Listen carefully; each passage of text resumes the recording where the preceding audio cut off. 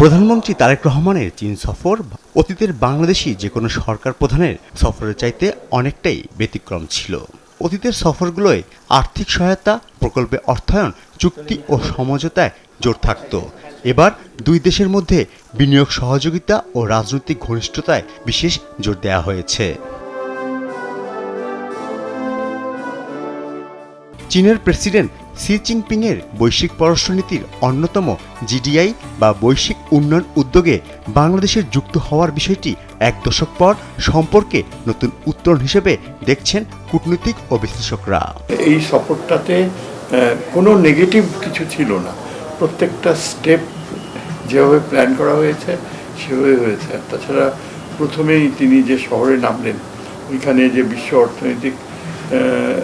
অর্থনৈতিক কনফারেন্সের একটা ছোট অংশ, কয়েকটা দেশ এবং সেই দেশগুলোর সরকার প্রধানরা অংশগ্রহণ করেছে, সেখানেও কিন্তু বাংলাদেশ একটা প্রধানমন্ত্রী একটা পজিটিভ রোল প্লে করে আসছে।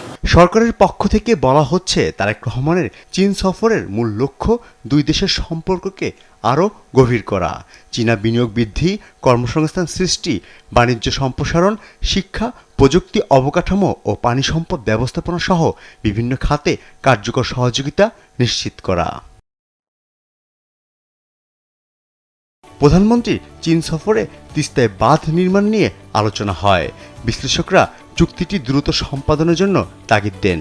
তিস্তার ব্যাপারে চীনের সাথে কোনো সমঝোতা হয় বা চীন যদি মহাপরিকল্পনায় অংশগ্রহণ করে, তাহলে ভারতের সাথে সম্পর্কও কিন্তু এটা আরও নেতিবাচক অবস্থানের দিকে যাবে। এই সফরে অনেক শক্তিশালী একটা ডেভেলপমেন্ট হওয়া উচিত ছিল। এবং সন্দেহ এখানে আমলারাই বাধা সৃষ্টি করছে। ভারত পুষ্ট আমলারা, তারা কালক্ষেপণ করার জন্য টাকার ভাগাভাগি, কোন অংশে চীনকে রাখা হবে, কতটুকু অর্থ চীনের সাথে বার্গেনিং করা হবে, এগুলো কিন্তু টিপিক্যাল আমলাতান্ত্রিক প্রক্রিয়া, ডিলে করার। চীন বাংলাদেশের সার্বভৌমত্ব, নিরাপত্তা ও উন্নয়নের প্রতি তাদের সমর্থন পুনর্ব্যক্ত করেছে। একই সঙ্গে দুই দেশের সরকারি দল বিএনপি ও চীনা কমিউনিস্ট পার্টির মধ্যে একটি সমঝোতা স্মারকও স্বাক্ষরিত হয়েছে।